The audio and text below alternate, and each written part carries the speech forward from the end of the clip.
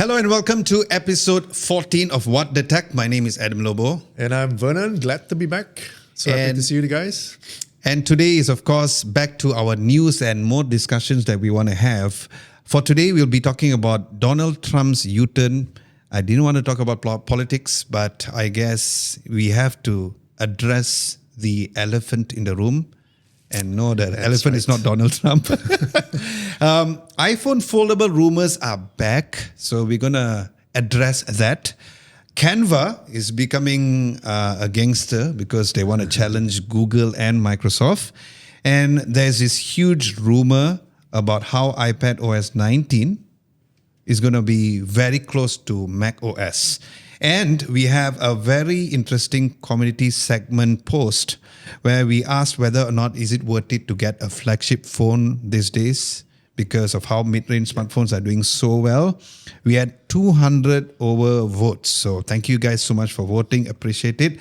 And as usual, we'll be talking about that and going through the comments to discuss about that particular form factor, not form factor, but the idea of why people are doing this, which also gives me an idea to actually do a video about this, because I think it's a topic that we can not only discuss about it here in the podcast, but also at the same time to give you a bit more context of what the people are saying about that as well.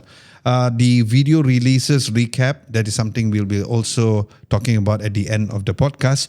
But let's start off from the Donald Trump U-turn, right? So, like I said, the whole idea of this story, because I am not a fan of politics in general. When I heard about this, we stick to tech. Yeah, we always stick to tech. But I guess because it does affect the whole tech industry, and people have been approaching me not only via DM on Instagram, but also specifically when they see me say, howla, is iPhone's going to be costing about 10,000 ringgit because of this whole matter. Now, that whole TLDR of everything, first and foremost, when he imposed the tariffs, I just kept quiet about it. But right now, he's actually not going to be imposing tariffs on smartphones and electronics. There are certain things which Werner is going to go through in a short moment. Now, why it matters is because this is a major shift that could affect the global tech pricing again, because specifically for the US imports for Apple, Samsung, and Chinese brands. And this could be motivated because of definitely behind the scenes and companies and countries having backlash as well. So could this be something that we need to watch upon, because we need to see how the market reacts. And if manufacturers are going to now adjust the pricing to meet this, is going to be very tricky, because when NAB happened in Las Vegas, Blackmagic came out with tons of cameras, like new cameras. And whenever I watch those videos, whenever the media like ask question about the pricing and all, they don't know how to say, because they do not know, because that is not one of the items which is not exempted, right? So, Vernon, are we finally safe from a 2,000 USD phones, or is this another political window dressing? Okay, so disclaimer, I'm not an economist, so I'm not an expert in this trade tariffs thing. Also not a fan of politics so much. I think we prefer to talk about tech. But I think, like Adam said, there are implications on the tech industry as a whole. And also as us as consumers, right? There may be implications. There are rumors of an iPhone costing $10,000 or whatever. I don't know. But I think it's important to understand what a tariff is. In very simple terms, a tariff is basically a tax on imported goods. So if you're a country, you're importing something and somebody wants to export to you, you put a tax on it. And why do countries do this? Well, number one, I think it's also revenue. The first and foremost is a source of income for the country. Yeah. So whenever something that comes in, we put a tax on it and we get that money for the country. Number two, it could be done to protect the domestic market. I think Trump's argument was that, why can't you make the iPhone in America? Bring that manufacturing from China to America. Why can't we do that? So it's to encourage the people to manufacture local, buy local. So you cut you reduce the reliance on imports, so to speak. Yeah, and then I feel the entire exercise is really a bargaining chip. It's bargaining chip for something else. It's not about the trade so much, maybe. And some countries do it to retaliate. Yeah, so, for I've instance, noticed. if like recently, I mean, a good example would be America putting a 150% tariff on China products and goods. China retaliates by putting 500. That kind of thing, and it's gonna be just this tit for tat thing that could happen. Yeah. And then what are the implications? I mean, something very clear that we see in the technology space is the supply chain. The supply chain is disrupted. And if you've watched that video of Tim Cook talking about why America cannot make the iPhone domestically, right, in America, and he explained that, I mean, China was always known as this place where labor is cheap. But I don't think China is cheap anymore. But the main thing and a takeaway from that is that it's the skilled labor that China has. And it's the mass of skilled labor that China has that America doesn't have. It's not just about the cost, but it's about the entire ecosystem that China has for supply chain and manufacturing. Yeah. That's something you cannot build overnight, not in America anyways. Yeah. So it's just why China is such a key player in this manufacturing industry.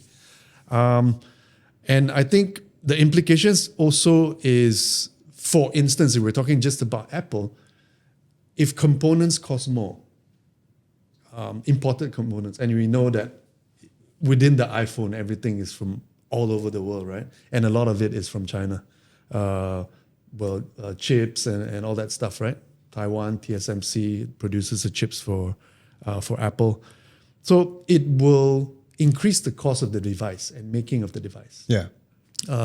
It could be twofold, it could be threefold, who knows, right? And the question is, what does the company do? Does it increase the price? Or does it adapt by not increasing the price, but lowering its margins, meaning you make less money, right?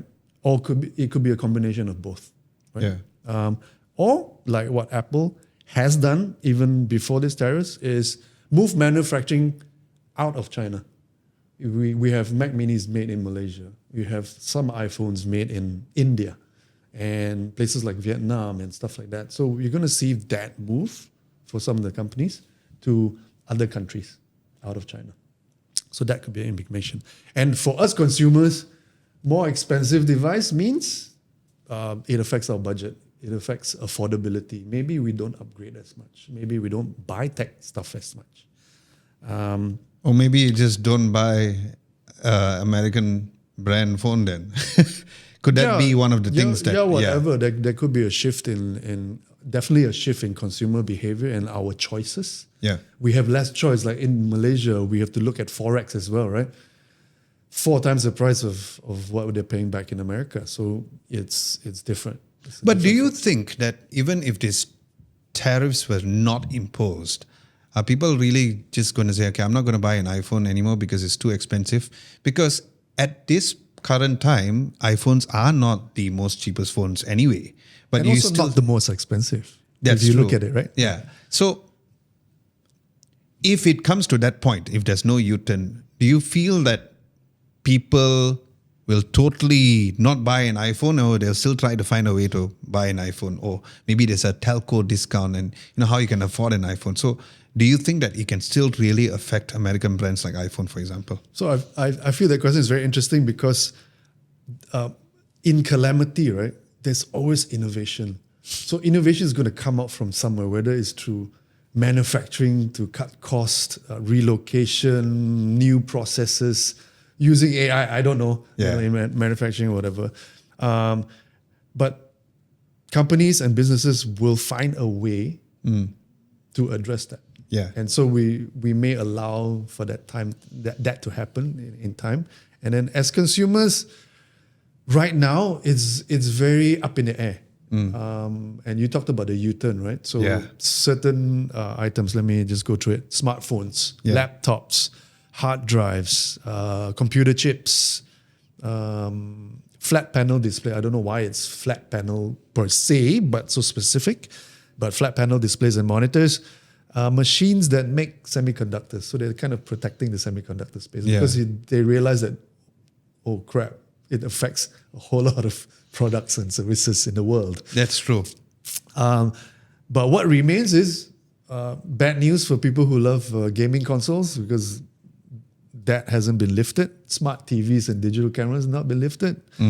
Bluetooth speakers, smart locks, lithium-ion batteries, desktop PCs and components. Wow, that's a big ouch, I feel. It is. So GPUs are might cost more. Building a PC might cost more. You being a gamer and trying to buy the new Switch 2 might cost even more now. It's weird because when you say that machines used in manufacturing semiconductors, so the machines are not are not charged, but then the components is. So it's like, make up your mind. It's weird. And video game consoles, just last week we were complaining about how, actually 2 weeks ago we were complaining about how the Nintendo Switch 2 is already so expensive. So this is gonna is gonna make things even harder. I mean, if this stays on, there is always a possibility that devices will cost a lot more, right? And also another gray area is the fact that while the gaming consoles, you got the tariff issue, but for the video games, no. So it's like, I feel it's so much of a gray area. Because the video games itself are already so expensive. That's true. But okay, we talked about affecting you as a consumer. For me, I am not very happy specifically on the digital camera point of view, because of course we are a video production company still, knowing the fact that, you know, that is going to be charged and that can be potentially very expensive. Thank God that all the cameras that you see here in the podcast have been already bought, but there are some other production cameras that we need to upgrade by now because it's been a while. And Blackmagic came up with some really great cameras, and we had the recent NAB in Las Vegas, and whenever any media team goes up to Blackmagic and asks them about the price, and they were like, oh, we still do not know, but just look at the website. But Blackmagic being Blackmagic, I think they might do what you say, like they might absorb the cost in order for them to let the users or the consumers to afford that. For you personally, which segment do you feel affects you in terms of the video game consoles, the smart TVs, the Bluetooth speakers, the desktop PCs and component? Because like me, you're a Mac user, so this may not be your major thing, but which area which you feel that will affect you personally? I would say smart TVs, digital cameras, desktop PCs and components. Because I do have a PC as well, and I build PCs for fun. But I mean, GPUs at one stage was already it was incredibly expensive, and the prices have sort of come down over the past 6 months or so, a year. But looking at it going up again, I think it's really not good for the industry overall, and also for consumers. And I mean, there are deeper implications aside from tech, and it trickles down to job creation, inflation, because you get inflation price, right? It might, further along the lines, if people stop spending because they don't have money anymore to afford these kind of devices, they may stop spending, and it impacts the entire business circle and economy. And we could go into recession and that kind of stuff. So it's a lot more complex than what we see. We're looking at it at a very tiny kind of, through a tiny lens. But I think the purpose of us again talking about this particular topic is not so much on what we think politically. It's more like letting you guys know that there is a U-turn. And like I said earlier in the beginning of the podcast, is because a lot of people ask, hey, is this true? So yes, it is true. So if you want to see the exact list, you can head on to our website and check it out as well. So the point is, right now we can't do anything because we don't know what is going to happen. There's a pause for 90 days on tariffs. And of course, there's a U-turn on certain products. But really the answer is you got to wait and see. I think just yesterday, a friend was asking me, should I buy a Mac now, or will the prices go up? I mean, if you need to buy it now, you buy it now. Yeah. But I would also wait and see if you can, if it's not a rushed kind of purchase. It's the same argument when I watched Dave Tourier's video when Dave mentioned about when you should buy a Mac. In general, this is before this whole idea. Yeah. And It's not a new question. It's quite common. Exactly. Yeah. It's a very common question. And in his video, he's mentioning, I love the good dude. Met him so many times. Nicest guy on planet Earth. And he said in his video that if you need to buy a Mac now, just buy it now. You don't have to wait. You need to buy a Windows laptop, just buy it now. Don't wait for a month or a week or 2 weeks or 3 weeks. If you can afford it, just get it now. Because in the end of the day, if you don't need it, why you have even that question? Because tomorrow is going to increase the price. But if you need it now, just go and get it now. Because and also it's tech, right? So there's always going to be something new, something better. Exactly. So if you're not going to buy now, then when?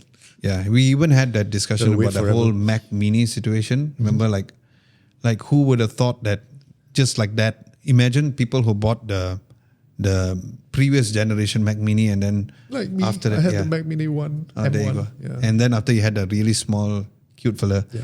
But it's okay. I think that's why, in the end of the day, no regrets, just buy both. For those of you who are listening, if you ever thought about buying any product, whether it's a smartphone, don't contemplate on waiting. If you really need it, then just get it now. If you feel like you can wait, then just wait. But if the prices increase, don't beat yourself about it, because that's really beyond anybody's control, your control, or even us as tech reviewers. Okay, let's finally go away from this political related, although it's not something that we like to talk about. But like I said, we have to address the fact that the U-turns do affect on certain products, especially from the tech scene. Yeah. So another thing which came back again, because this thing came back and forth a lot of times, is the foldable iPhone rumors, right? So it's back again. This time it was more on apparently the rumor about how there's the under-display selfie camera, something that Samsung have been struggling to get the best. Would love to know your thoughts about that. And then the expected release is 2026 to 2027, which I doubt it. But again, we'll talk about that. And of course, the form factor. The rumors are suggesting that it's going to look something like that, more like your fold instead of a flip. I personally think like the clamshell kind of design would be probably more in the works, but you have to wait and see. What if they made two? Would you agree to that? Or if they made two, I don't think they will do it, but who knows? But my question to you is that, do you think that Apple is already late to the foldable game, or they're just waiting for the perfect moment to crush it, or they're just not gonna come up with a foldable at all? I mean, we ask that question every time, and Apple is almost never the first in many ways, in many products. The Apple Vision Pro was the first. Not really. Headsets were never. They were not. But they the were way not they new did in it, the way they did it was different, right? It was like out of, no one has created a similar product to Apple Vision Pro. So I personally feel like they were first there. Okay. I can't think of any others, but there are certain they're areas. First, they were not first making phones. They were not first making laptops. They were not first making a desktop computer. A lot more, right? iPod, they were not the first, but they always strive to be the best thing that came out in that particular segment. Okay. So if they decide that, I think let's do a foldable. I think there's a market for it. I think we have our own take, which we feel that will innovate and be the best that can be. Then I think they will go into foldable. Okay. So I cannot answer for you. I cannot answer for everyone out there. But if Apple thinks so, I think they will do it. Rumors point to it, and this has been rumors for so many years. Exactly. It's not something new even. But I mean, the question now is the under screen camera, under display camera. But my question is, why do we need an Apple foldable? And what problem does it solve as for consumer? Are they trying to bridge the gap between a phone and a tablet? And they already have an iPad line that's quite mature and an iPhone line that's expanding. So now instead of like 4 devices, you're going to have another 6 or 7 devices. Wow, that's a lot. So I don't know. And also, I feel there is a bit of a catch up because in terms of what we recognize right now in the industry, everyone else has done a foldable, and it's just Apple being the last one. Yeah. How does that fit into like a brand perception thing? How about the under-display selfie camera? Do you think that Apple will go down that particular route? Because you know how like they really take a huge pride in their selfie cameras. Do you think they will do such of a compromise like what the rumors say? A compromise in what way? Compromise in terms of their front cameras have always been one of the best, right? Especially dynamic range, your HDR, getting proper exposure for the face and the background. So do you think that they will say that, okay, look, I'm going to put in an under-display selfie camera if they're going to release a foldable phone? I would believe so. Because again, when you look at it, it's going to be super clean, super minimalistic. That's what Apple does, right? They're just trying to make it clean. Okay.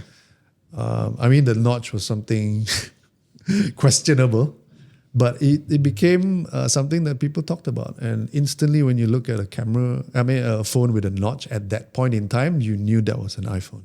Yeah. It's now copied all over the world. So we've moved away from that. But I guess what Apple usually does is make something or put something in there that people can talk about. And the under display would probably be something that people talk about. Who knows? Interesting. Right? My views is that I have 2 different options, right? Option 1 is that Apple might not even have a camera inside. They'll say like, you know what? You don't take selfies this big of a screen. And once you fold it, I'll put a selfie camera on top with a notch and Face ID. That is one option. Interesting. Yes. Another option is to have a big notch in when you open it. No. Because look, why does the MacBook Pro have a notch? Because it has no Face ID until today, right? So if you think about it, there's a potential to put a Face ID in the MacBook Pro, which Apple is not putting it until now. So you want to say about a topic where they can talk about? That is a topic. Because when you open, instead of all screen, you might have a big notch there with a Face ID. So that could be one of the 2 things that might happen, right? Because, oh my God, guys, look at the notch in the so-called foldable phone. Yeah. So that's how I see things. They might go extreme or just like don't even have it. This is an interesting conversation because I think they've done it the same way with even Dynamic Island. Do we need Dynamic Island? Why couldn't they put an under-display camera? They could have, right? But for you as a user, you've used the foldables and all when it came out. Like for me too, as my daily Android device. I never used the in-display selfie knowing the fact that it's going to look ugly. Yeah. So why is there even a need to even put the display, to put a camera under the display in the first place? Just take it out lah, right? True. So what do you think? Do you actually use that camera? No. Right?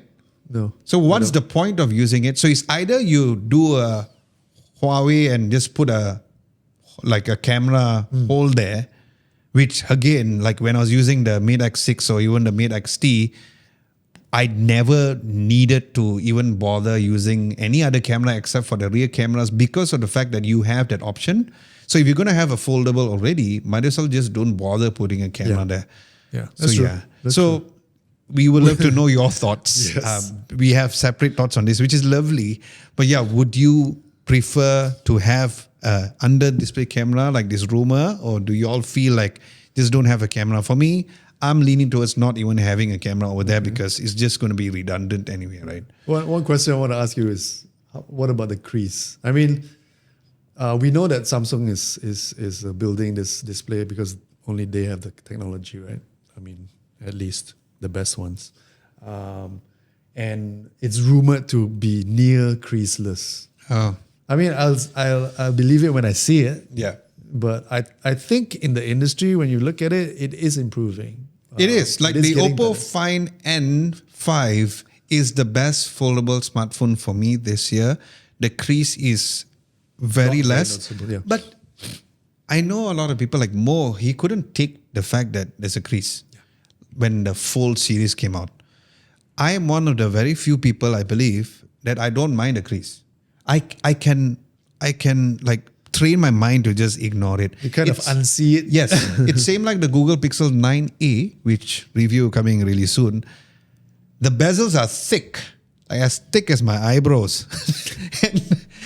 But when I started using the phone, on the second day, I've already learned to adapt to the bezels, right? And the crease does not really affect me as much as I know a lot of people does. Does it affect you? A little bit. Oh, it does? A little bit, yeah. Okay. Because coming from like a design perspective, being a creative, right? It's once you see something, it's kind of hard to. I think another reason is because I've been using a lot of the Z series, the Z Fold series, and the software optimization, the software multitasking has actually really became so much nicer to a point where I didn't even bother with the crease. Right. But we know it's possible because Oppo did it and Huawei also has done it.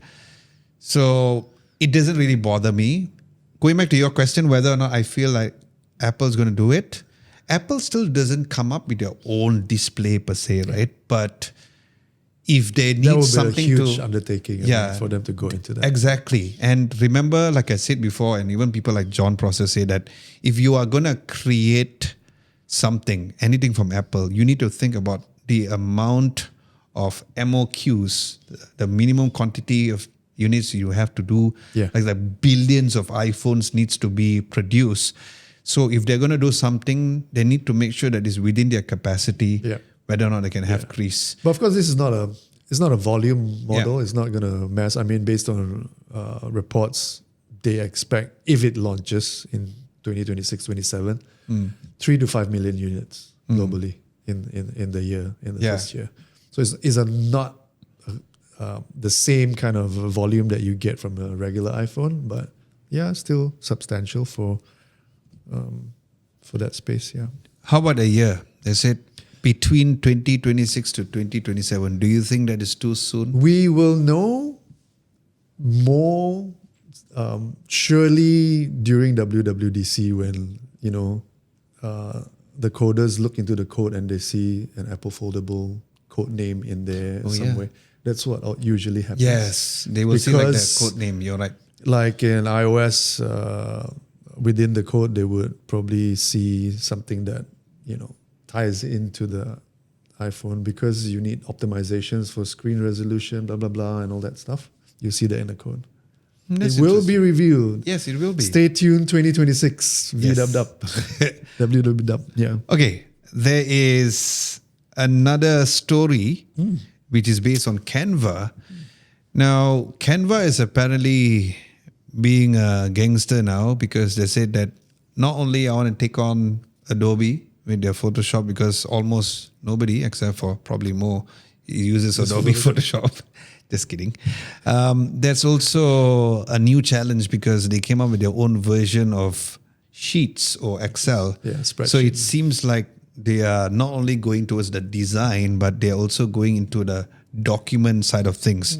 Now, what's interesting is that they have launched this spreadsheet tool and it's quite powerful. I just played around with it. And you have? Yeah, and because I have Canva Pro.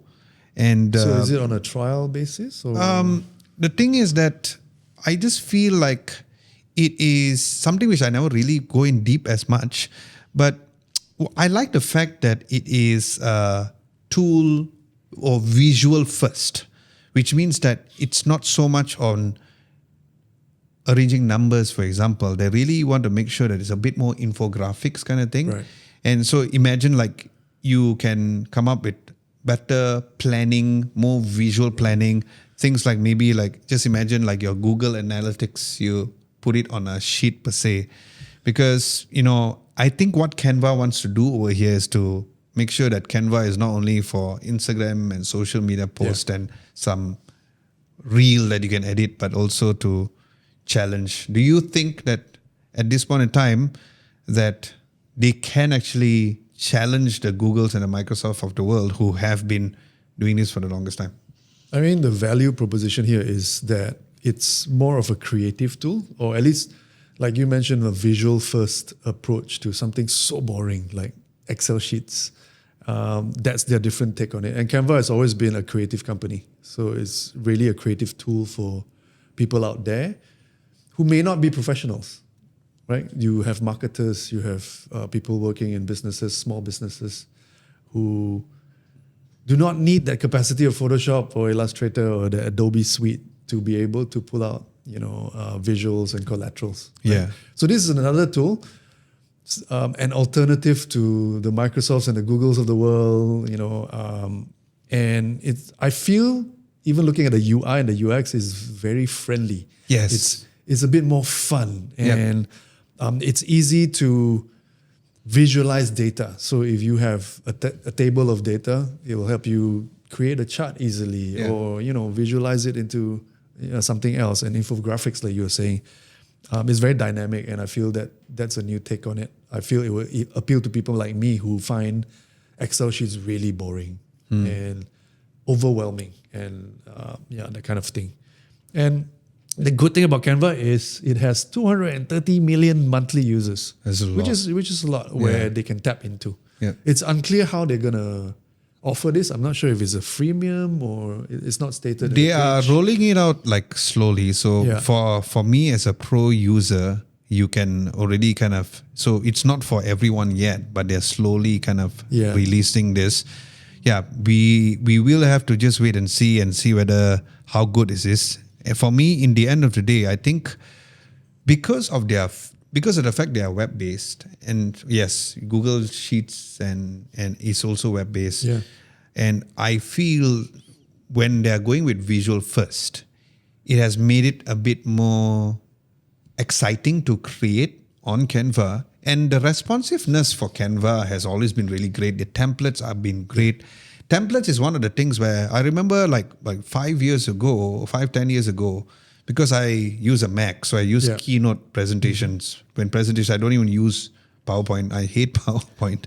So when I use Keynote, I used to go and try to download and pay on Envato templates. Right, for templates. Professional design for templates, so I can just take it from Keynote. I used to do this when I was in Astro Radio specifically. But imagine now that you don't have to do it. Like, you can just do it on Canva, and the way that they produce their visuals has always been one of the best. And that's the reason why we are a pro subscription.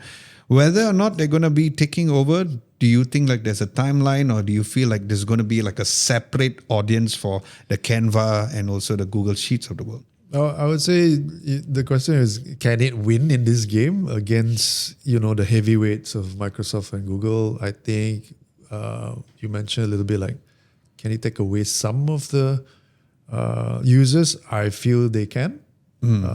And I feel you cannot underestimate Canva because it has already disrupted and democratized creative tools, against people like Adobe and all that stuff. And the numbers speak for itself. I mean, 230 million is quite a lot of users.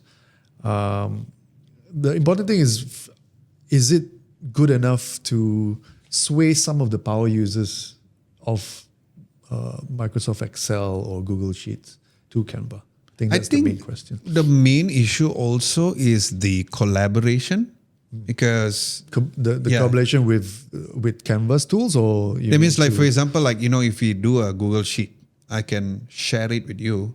You can be an editor, and then you can just edit. That exists in Canva Sheets. So there is a collaboration as well. Okay, I didn't check on that. So that's one of the USPs for Canva. Okay, so as long as they have the collaboration, then I feel like they are going to disrupt the market, because again, it all comes down to the ecosystem. We always talk about that. So if there are amount of users who have been using Canva especially for the pro subscription, then if they can just share it and collaborate accordingly, then that would be absolutely. a very good I thing. mean, as a pro user, I guess they might just bundle Sheets under that pro subscription model and just build other products. Yeah. Just like Adobe is doing for the Creative Suite, right?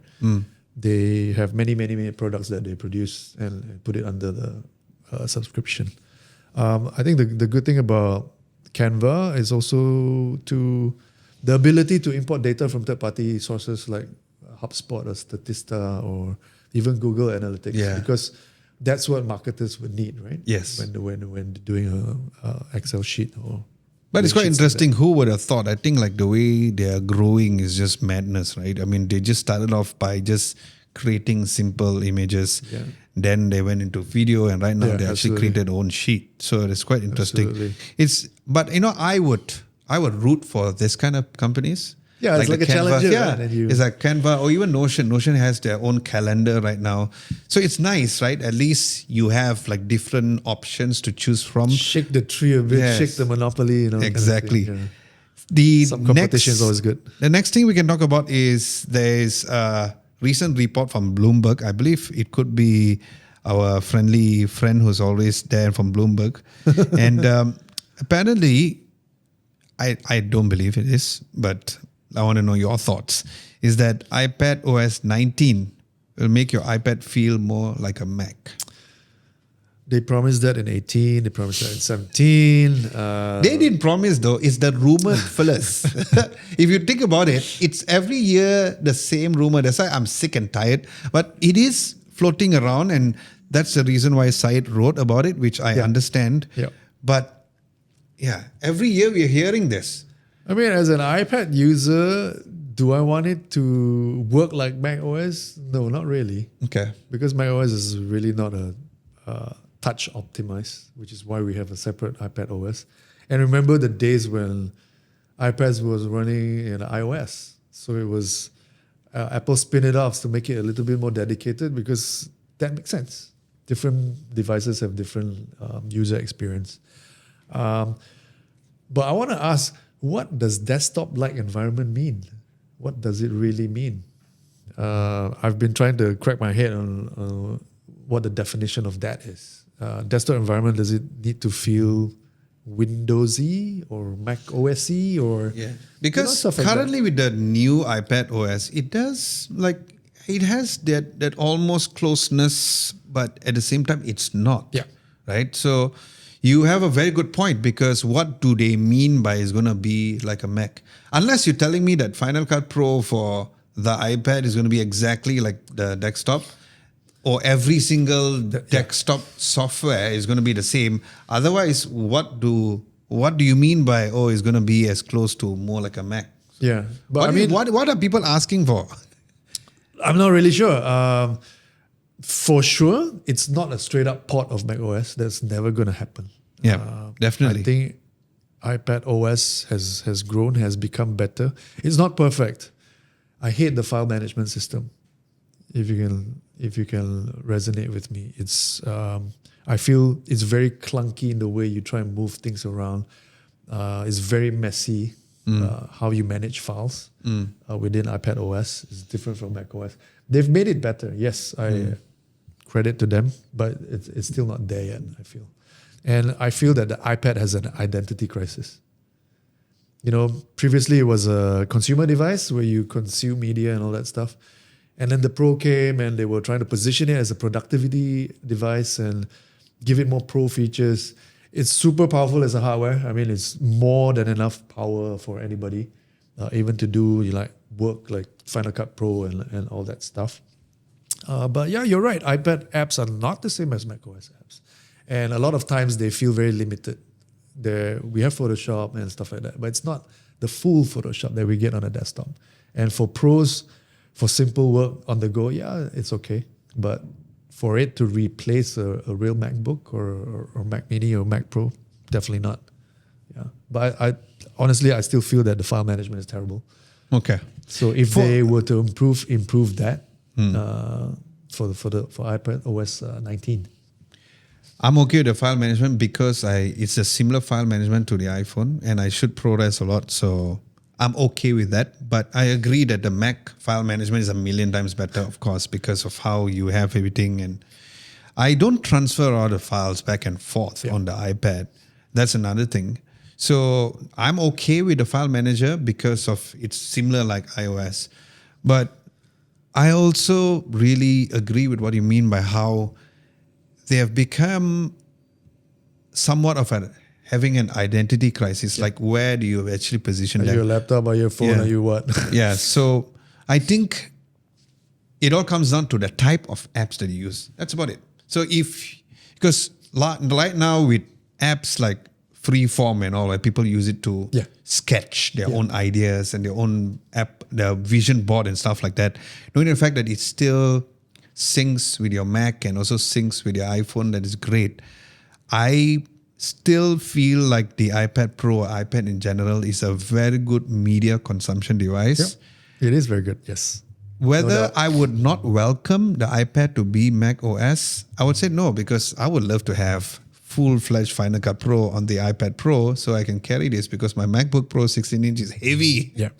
And I would welcome it, but whether or not I really want it so badly, I would say no, because I'm happy with my MacBook Air, for example. So, but I agree with you. Every single year we're talking about this. So again, I guess we have to wait and see for Dub this year to see whether or not it's true.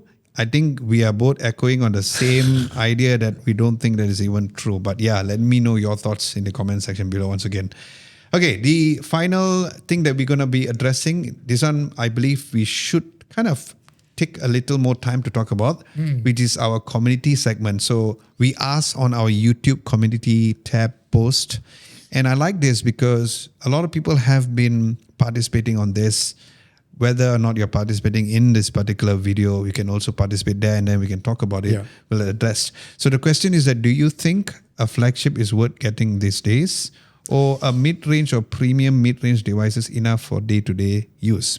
So we had quite a amount of votes. Like I said, a total of 200 over votes, which was really nice to know. Let's address, before we go into the comments, I want to know what are your thoughts about that first. Like, just give your plain and simple answer, yes or no, or whether or not you're in between. This is going to be a very personal kind of take, right? Okay. I think it's a very individual and personal decision whether you buy flagship or mid-range, and you think mid-range is good enough. For me, it depends on what device I'm buying. If I buy an iPhone, it's okay to buy the mid-range. If I buy an Android, I don't want to buy a mid-range. Oh, that's an interesting fact. Okay. Even though when you look at it as a whole, mid-range phones have come so far. They are so good. The baseline is, the benchmark is really high. Yeah. And flagships are flagships. Obviously, you pay good money to get a flagship, and you get the best of the best. Yeah. Yeah. But I would say the same thing. For Android, I wouldn't buy a mid-range. Okay. But for iPhone, I think it's good enough if I bought a mid-range. Yeah. For me, I need the flagship. I'm going to be clear and honest. Reason being, okay, if you want to divide into iPhones and Androids, I'll tell you why. Very quick one. iPhones, because I need ProRes. I need ProRes in order to survive, because I've been using the ProRes recording more than even using my Blackmagic or even the Sony cameras. So you shoot that for footage, or okay? I've been shooting that for footage. I've been shooting that, like the upcoming Sonos review. My A-roll is fully done on the iPhone.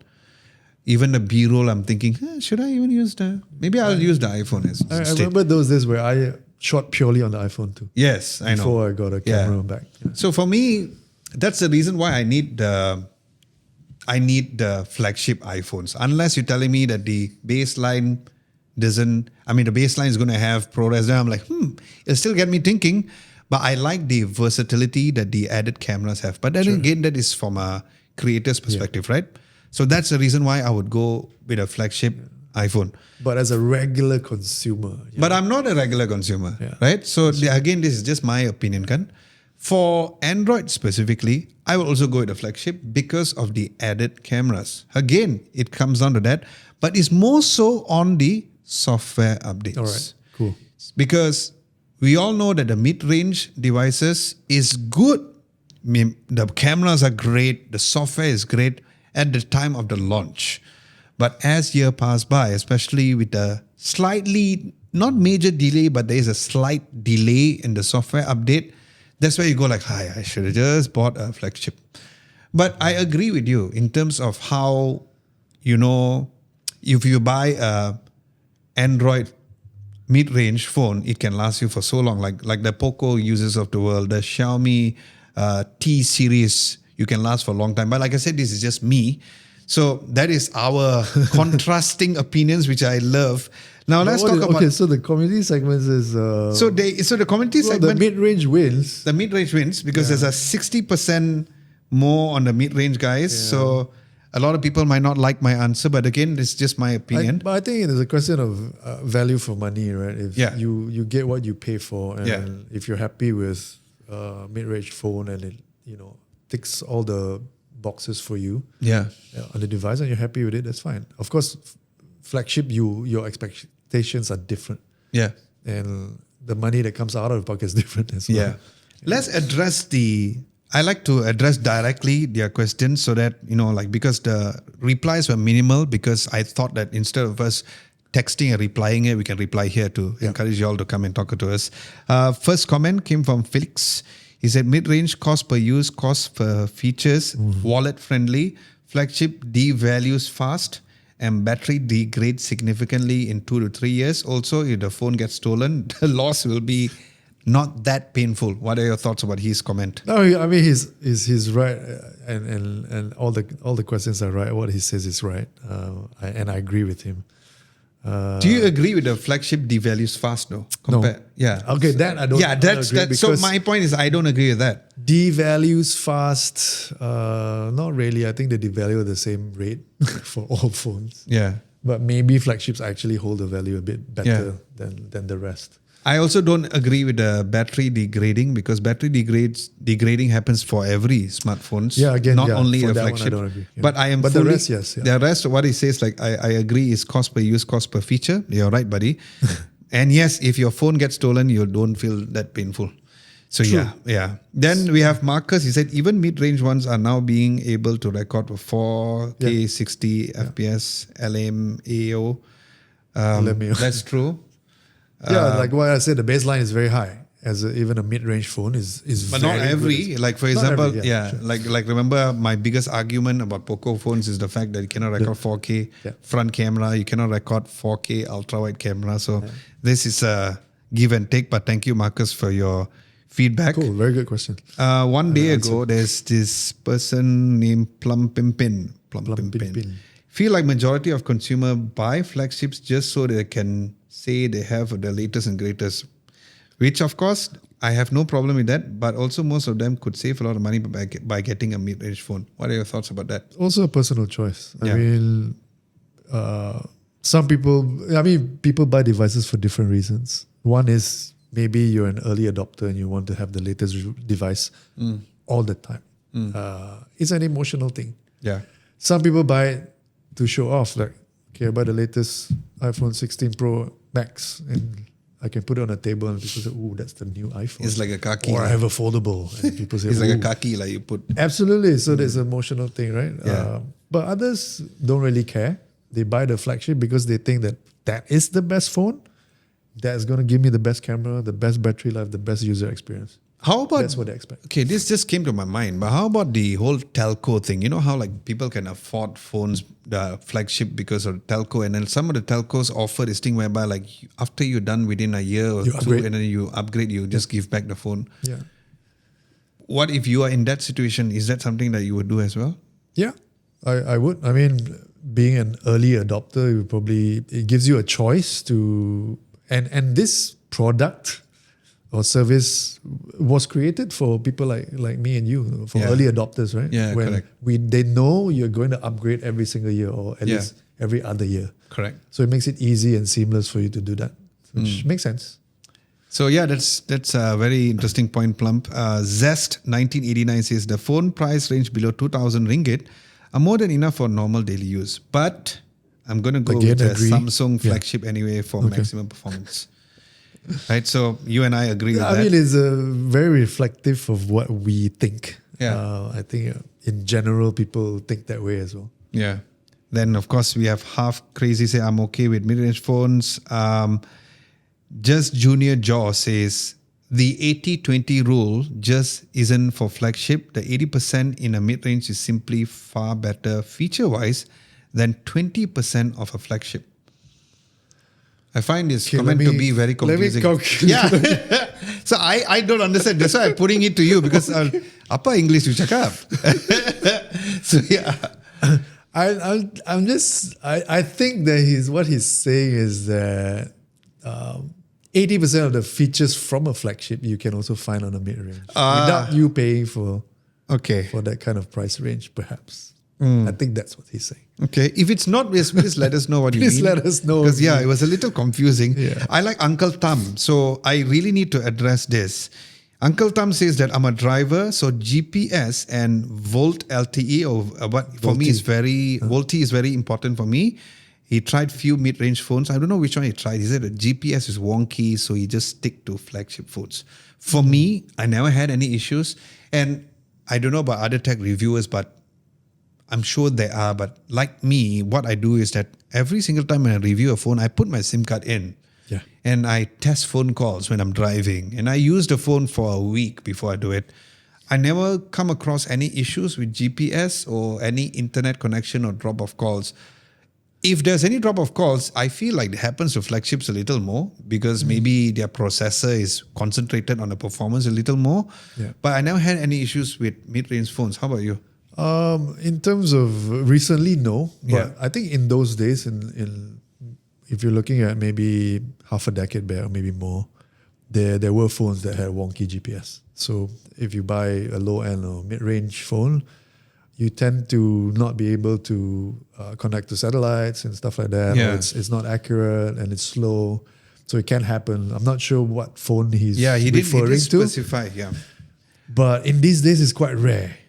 Yeah, for GPS. And I think that I always tell people this, what we exactly said is that the diminishing returns that you get from you upgrade between a mid-range to a flagship versus the so-called budget to the mid-range. I think maybe the budget ones, yes, but I think the mid-range ones are already very strong in terms of GPS. Correct. But Uncle Tom, let us know what exact phone that you use and probably, He also mentioned VoLTE, so he's talking about voice calls over data, right? Yeah. So what was his specific problem? No, he was saying that it is very important for him. He find that it was an issue, but he says that GPS is a bit more wonky. Okay. But I never had any issues with GPS though. And then the two final comments coming from Miguel. Miguel says definitely flagships. I don't want any compromise when it comes to camera, build quality, and makes sense. overall performance. That makes sense. That's something we talked about. And then Legendary Blood says mid-range are sufficient enough for all usage, and flagship is only for those who still think that it is still 2019. Ooh, ouch. So I also didn't really understand. Are we what he left meant. behind? We're in 2019 then? We're using flagships? So he's saying that he feels like people who feels like flagship is the option are still stuck in year 2019. I kind of agree with him because like I mentioned earlier, the mid-ranges have improved so much and the benchmark is so high. Yeah. So you don't really need to buy a flagship if you cannot afford it because a mid-range will do plenty for you, or at least most or everything that a flagship can do. I agree with him also, him or her, but yeah, I still strongly believe that it all comes down to the user itself. It cannot be generalized as much. It all comes down to that, but it's a good topic to debate about in the future. So yeah, Absolutely. do expect us to do a video about this. Do a video on. I really think we flagship should. and Yeah, I think we mid-range. should. And then we should also point out the exact models, because if it's just going to be very generalized, then people will be like, hey, what phone are you referring to is good. So I think because we do have a lot of reviews on the mid-range smartphones and all the flagships that we have done, so that will be a very interesting topic to talk about. Okay, before we close the set, upcoming videos. This week's video, the Poco F7 Ultra review is finally going to be done.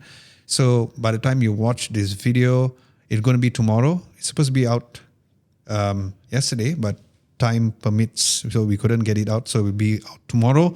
Make sure to subscribe. Very interesting video. I know we teased about the Poco F7 Ultra for several weeks already. Apologize for the delay. But upcoming videos, we're going to be reviewing the Google Pixel 9a. Spoiler alert, battery amazing. Really mind-blowing. If you follow us on Instagram, you can see I actually put it up there. I am finally going to be doing a proper full-fledged video on the Sonos Arc Ultra and how to become 7.1.4 Dolby Atmos to 9.2.4. Very interesting video. I enjoyed with just the soundbar itself, or just by switching the soundbar and putting an extra sub. So you will like it. I wanted to call Vernon, but he was not free during that time. Nice. And Xiaomi's Aircon. So it's already in our studio. We've been using it for several weeks now. The biggest selling point about this aircon is the fact that it can cool a room within 30 seconds. Kind of ask more and see. We just tested earlier again. So that is really mind-blowing. So it's interesting how we're going to be reviewing an AC. And a Xiaomi AC, you know that they are within the ecosystem or things. So that is great. So that is it for episode 14. We'd like to say thank you guys so much for watching. Thank you so much. As usual, if you have any ideas or any things that you want to suggest for our future videos, especially for What the Tech podcast, we are specifically going to give you all this, I would say, conversation style of way of talking about things, whether or not it's tech news or we can talk on specific topics. Do let us know. No politics, no more politics. Do let us know in the comment section below. And of course, stay tuned for our community post because we'll be asking questions and then we'll refer to that to talk about in our next episode as well. So thank you so much for watching and listening. My name is Adam Lobo. And I'm Vernon, signing off. And we will see you guys next week. One.